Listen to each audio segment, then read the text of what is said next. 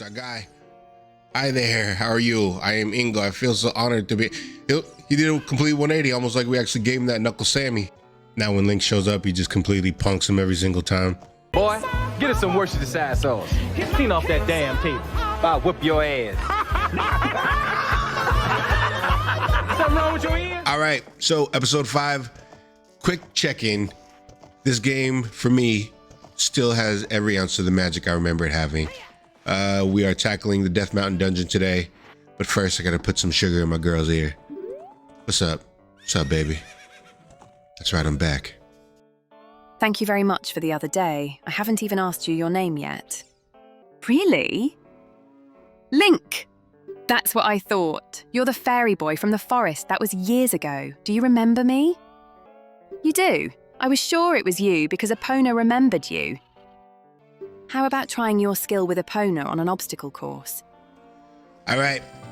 I remember this being a little finicky. Getting the angle is the trickiest part. All right, 1 lap down, 1 to go. I think we're making good time here. All right, now I just gotta make it.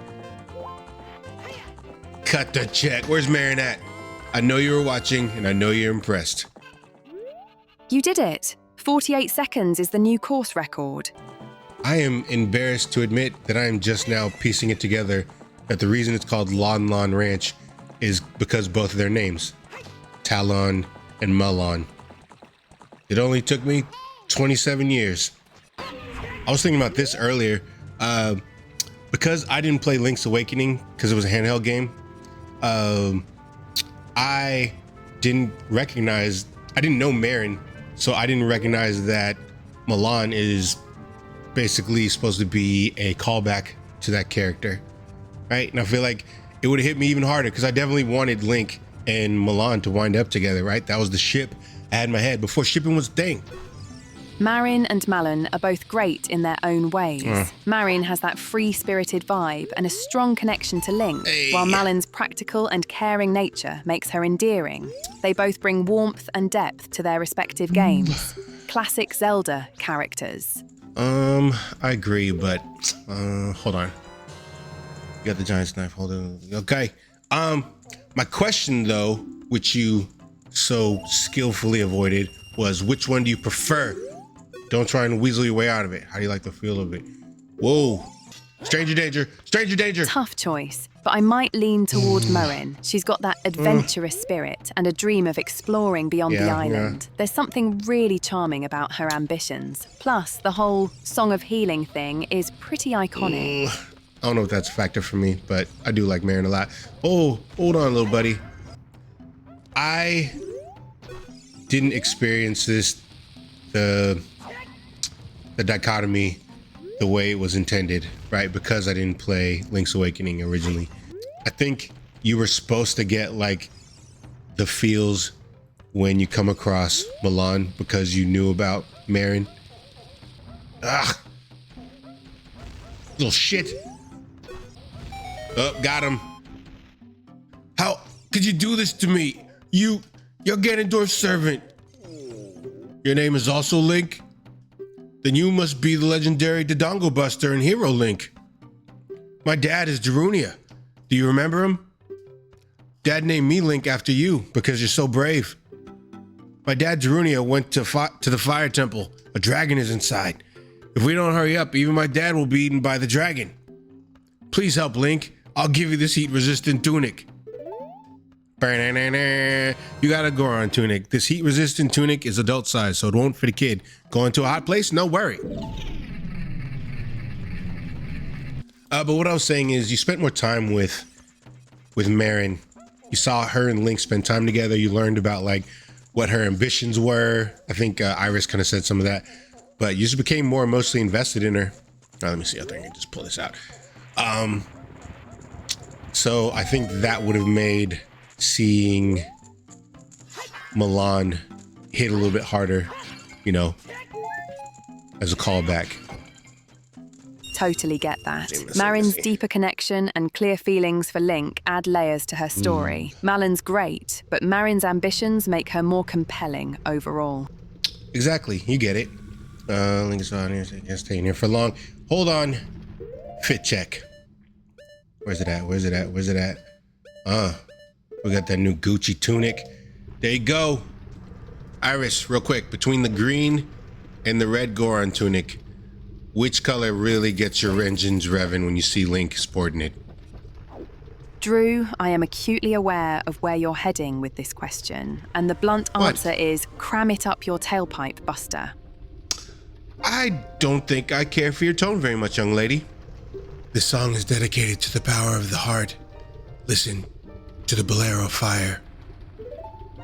All right, yet another new tune, everybody. Ooga chaka, ooga, ooga, ooga chaka, ooga, ooga, ooga chaka. Hold on. I can't stop this feeling deep inside of me. Wow, what an absolutely dreadful day to have ears. Owie, but also valid. Have we talked about how goated the Zelda soundtrack is in general over all the games? You have learned the Bolero of Fire. All right, lock in. We got the dungeon of the day. Fire, woo, woo, woo, woo, woo. Hold on. Whoop, hold on. Pause. Who's there? Is that you, Link? Oh, it really is Link. You've grown so big since I last saw you. I want to have a man-to-man talk with you, but now's not the time. Ganondorf is causing trouble on Death Mountain again. He has revived the evil ancient dragon Vovalgia. On top of that, he is going to feed my people that evil dragon as a warning to other races that might resist him. If that fire-breathing dragon escapes from the mountain, all of Hyrule will become a burning wasteland. I will go on ahead to try and seal up the evil dragon.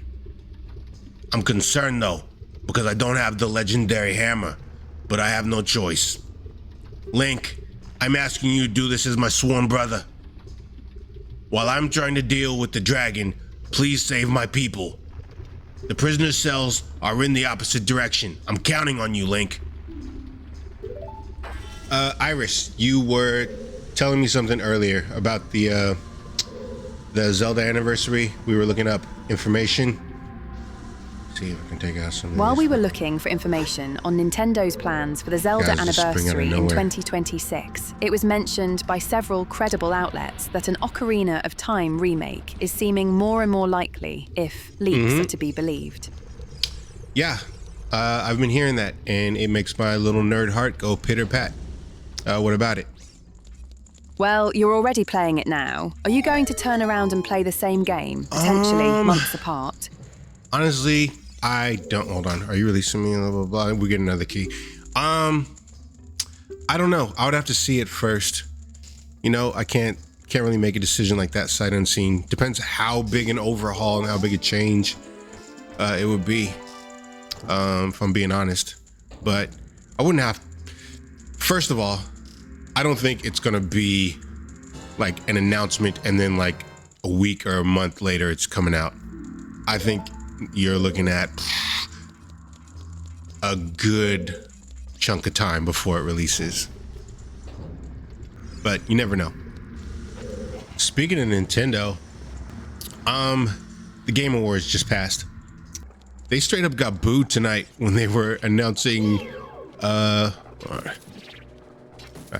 they were announcing Mario Kart World as a nominee in a few different categories. Was that just me? Was I mishearing it?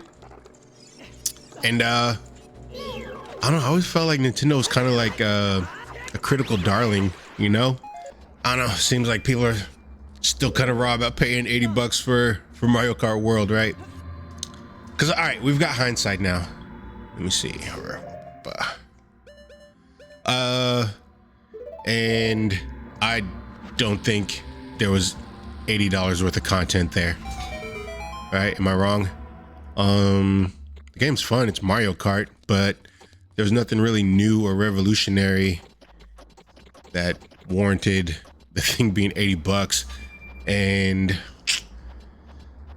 I've heard that there's a few leaks. I've seen a few leaks that it looks like there might be like some type of Donkey Kong Bonanza DLC coming, but are they going to charge for that too?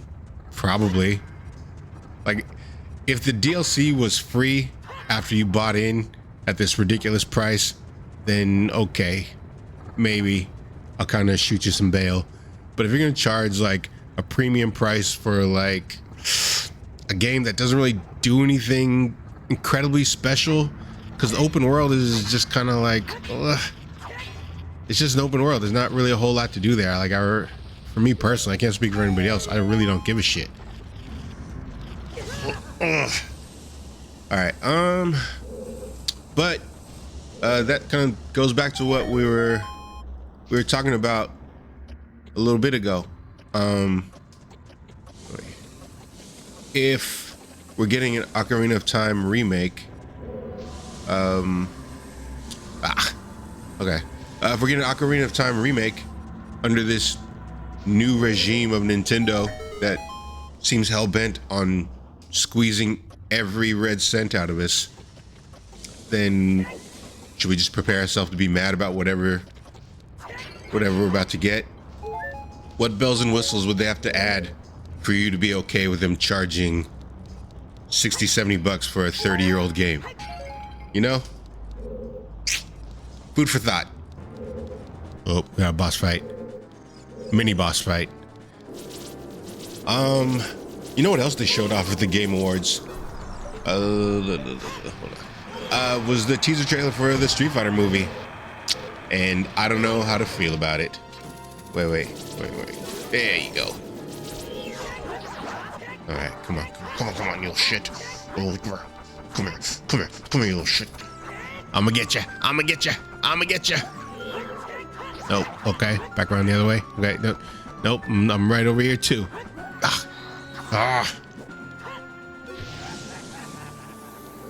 Yeah, a lot of the Street Fighter movie, and it's just a teaser. Like, once a full trailer comes out, maybe it'll be different. Like, I'm a strong advocate of the idea that the trailer is not the movie, good or bad. You know, a lot of times these studios hire completely separate studio or companies to cut together their trailer, and you know, the tone might be different than what you actually get. It could be any number of things that could change between now and then. Come on. You don't know. All right. I need to pay attention. I'm kind of on autopilot right now. The trailer's only job is to get you excited for the movie. It's to get you to buy a ticket, get you in the front door. But yeah, it did look like the corn hub version of Street Fighter.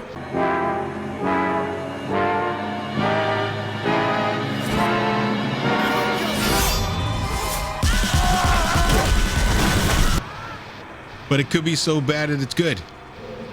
Fingers crossed. I'm choosing to be optimistic. Oh shit. Come on, he has to be almost dead. One more. Come on. Yeah. Abracadabra. Eat shit. All right. Let me see. Were there any other trailers? Let me think. There was one for a game called Bradley the Badger. Hold on. If I don't pay attention, I fall down to the level below. This could be a major ass ache finding my way all the way back up here. Hold on. We got a new toy. Hammer, don't hurt him. All right, so Bradley the Badger, from what it looked like and the way I heard it described from several people that were watching and reviewing and reacting to the Game Awards, it was giving Conker's Bad Fur. God damn it! It was giving Conker's Bad Fur Day vibes, right? And I love that game. We did try and play that on the show once, but Rob fell asleep. He was a sleepy boy. He's been working a lot, so we're probably gonna try it again. But All right, let me see. But Conquer pretty much lampooned and spoofed like other video games and tropes from video games and movies, and it seems a lot like that's what this game is doing. I think like the first world they showed was Badgerborn, like Bloodborne, and then there's one like The Last of Us. And I think it was my guy Jake Baldino who really talked about how much they've kind of moved away from like the animal mascots in video games, right? We don't really get like I think Bubsy's coming back, but we don't really get like Crash Bandicoot or like I'm drawing a blank right now because I gotta think where I'm going. But they used to be all the rage. Gex. Who else? Hold on, I gotta play that tune. Hold on. There we go. A tomato flew around my room before you came. Excuse the mess it made. It usually doesn't rain in Southern California, much like Arizona. Drew? Yes. I have an honest question, and I can't stress how much I need an honest response. Fire away, Lugnut. For clarification purposes, because the audio doesn't always perfectly transcribe exactly what it is you're saying, I believe that the words you just said were actually lyrics to Frank Ocean's Thinking About You. Correct? That is right. You got it. Okay then. Did you just say a tomato flew around? Yeah, that's how it goes. This isn't real. Please tell me that you're just having a stroke or something. It's 100% real. I don't know why you're having such a hard time with this. I have it on good authority from an insider that yes, two-time Grammy Award-winning artist Frank Ocean wrote Thinking About You as an homage to the 1978 cult film Attack of the Killer Tomatoes. You've turned me around. This isn't the stupidest thing I've ever heard in my life. All right, Iris, we are at the boss's dungeon. Vovalgia. Hold on. Are you absolutely sure it's him? Not a flying tomato? All right, Iris, the last thing I need right now is you're antagonizing me, right? So I'll thank you to keep your comments to yourself moving forward.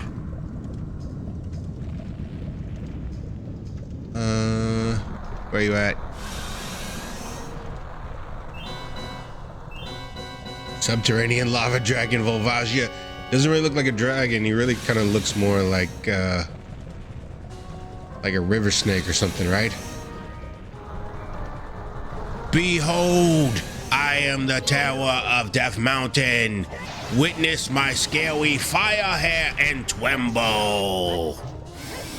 Ooh, Vovalgia, it's the boss of the Fire Temple, revived by the Evil King. I don't know its weak point. God damn it, Navi, you have one job. One job. It's the only reason you're here is to tell me what's going on and give me the lowdown on some of these baddies. Honestly, come on. I'm being kind of a disingenuous dick, and I'm just kind of shitting on Navi because I think it's funny. But you were supposed to be able to piece it together through context clues that his weakness is getting smacked in the face with his hammer. Which, truth be told, getting hit in the head with a hammer is probably everybody's weakness, right? Eat it, eat it, eat it. Take your medicine. All right, over there. He starts trying to juke a little bit more with where he shows up. I don't think there's a whole lot to this fight, right? Not a lot of meat on the bones here. All right.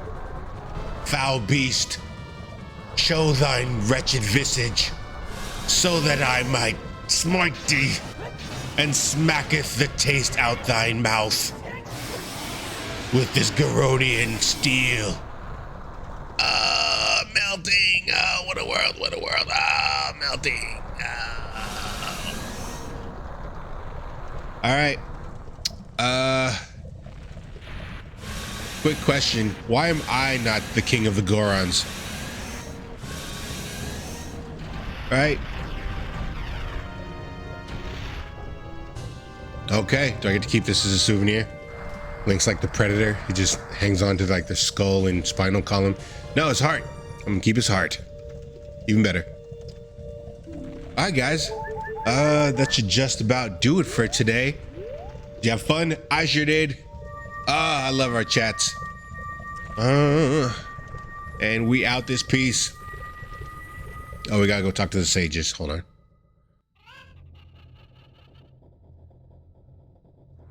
Ooh.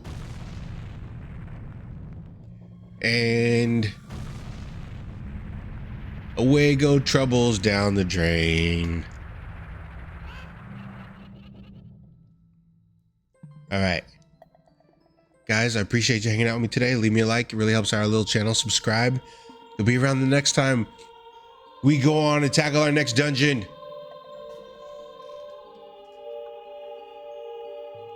Thank you, brother.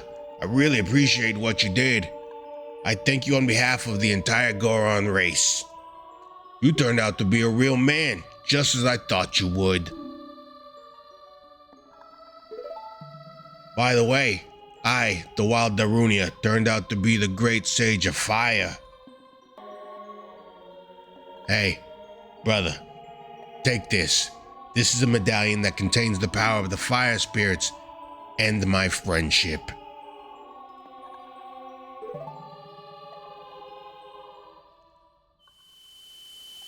How many do we have now? 2? 3? We have 3, I believe, right?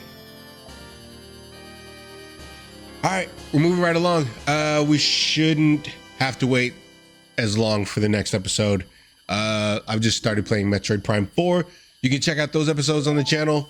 And we got a few other games coming down the pipe. Don't forget, now you and I are true brothers. Terminator 2D, and a few other games. Yeah, we got a lot of games coming down the pipe. Subscribe, you'll be around the next time we drop an episode, and I'll see you next time. Bye, guys.